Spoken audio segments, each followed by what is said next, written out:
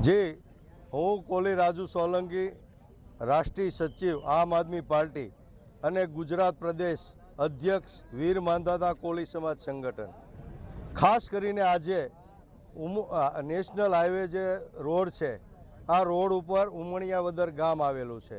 આ ગામની અંદરથી લગભગ 40થી 50 ગામોનો આ રસ્તો છે, એની કનેક્ટિવિટી છે. અને ખાસ કરીને નેશનલ હાઈવે ઓથોરિટીએ આ ગામ અને આજુબાજુના 50 ગામના લોકો સાથે, જે પછાત, ગરીબ અને મજૂર અને ખેડૂત વર્ગના લોકો છે, એના સાથે હળાહળ અન્યાય કર્યો છે. અન્યાય એ રીતે કર્યો છે કે જ્યારથી આ નેશનલ હાઈવે બન્યો છે ત્યારથી ખરેખર અહીંયા જે કટ આપવી જોવે, અહીંયા જે હાઈવે ઉપરથી રસ્તો આપવો જોઈએ, એ કાયદેસર આ ગામને આપ્યો નથી. અને જ્યાં રસ્તો આપવાની જરૂર નથી અને જ્યાં ઉદ્યોગો છે, જ્યાં કંપનીઓ છે, ત્યાં નજીકમાં આવા બ્રિજો આપેલા છે. ખરેખર બ્રિજની અહીંયા જરૂર હતી. ત્યારે આ નેશનલ હાઈવે ઓથોરિટીએ આ ગામ સાથે, આ પછાત સમાજના ગામ સાથે હળાહળ અન્યાય કર્યો છે, ભેદભાવ રાખ્યો છે, વાલા દવલાની નીતિ રાખી છે. અને ખાસ કરીને અહીંયા કોઈ પણ જાતનો રસ્તો મેક્યો નથી. પરિણામે આ ગામ ઉમણિયાવદર અને આજુબાજુના 50-60 ગામના લોકોને અહીંથી 2-3 કિલોમીટર બ્રિજની નીચેથી ફરવા જવું પડે છે. બીજું આ બાજુ તલગાજેડા બાજુ ફરવા જવું પડે છે.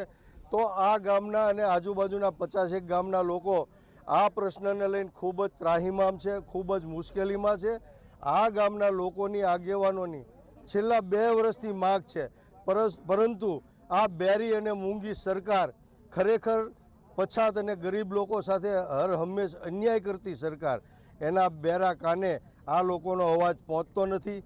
ત્યારે આજે મારે આપના માધ્યમથી આ સરકારને કહેવું છે, નીતિન ગડકરીને કહેવું છે કે ખરેખર આ નેશનલ હાઈવે ઓથોરિટી બિલકુલ વ્યવસ્થામાં, સુવિધામાં અને આયોજનમાં નિષ્ફળ ગઈ છે. અને પોપટિયું જ્ઞાન ધરાવતા એન્જિનિયરો દ્વારા આ નેશનલ હાઈવેની ડિઝાઇન બનાવી હોય એવું લાગી રહ્યું છે. આવનારા દિવસોમાં જો આ ગામના લોકોની, આજુબાજુના 50-60 ગામના લોકોની સમસ્યાનું નિરાકરણ કરવામાં નહીં આવે તો મોટા પાયે આ રોડ ઉપર, નેશનલ હાઈવે ઉપર આંદોલન કરવાની ફરજ પડશે. અને તમામ નેશનલ હાઈવે આ રોડ ઉપર ચક્કા જામ કરી અને આ હાઈવે ઉપર જેટલા વાહનો ચાલતા હશે આ તમામને બંધ કરી દેવામાં આવશે એવી મારી આજે સરકારને ચીમકી છે.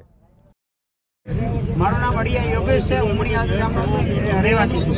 અમને જ્યાંથી બ્રિજ હાઈવે, નેશનલ હાઈવે બન્યો છે ત્યારથી કોઈ ઓવરબ્રિજ અથવા યોગ્ય પોઈન્ટ આપવામાં નથી આવ્યો. અમે અવારનવાર 2 થી 3 વર્ષથી આંદોલન કરી રહ્યા છીએ, પણ અમને ન્યાય નથી મળ્યો. અને અમારી એક જ માંગ છે, એકને ન્યાય અને એકને ખોળ કેમ? કારણ કે આગળ ગણપતિ છે, ગણપતિ મંદિર છે, ત્યાંથી તલગાજરા જવાનો રસ્તો છે, તો ત્યાં આગળ ઓવરબ્રિજ પણ છે અને આ કટ પણ આપવામાં આવી છે. તો એકને ખોળ અને એકને ખોળ કેમ? અમારા ઉમણિયાર ગામના વિદ્યાર્થીઓ મોવા અવારનવાર ભણવા જાય, ગામે જતા હોય છે તો અકસ્માતો સર્જ્યા છે. અને આ એક રેડ ઝોનમાં એરિયો અમારો આવી ગયો છે અને અવારનવાર અહીંયા એક્સિડન્ટ થયા છે અને 20 થી 25 લોકોના જીવ પણ ગયા છે. તો આ સરકાર ક્યારે જાગશે અને અમને ક્યારે ન્યાય મળશે એની માંગ કરી છે. અને જો આગામી દિવસોમાં યોગ્ય ઓવરબ્રિજ અમને નહીં આપવામાં આવે તો ઉગ્ર આંદોલન કરવામાં આવશે.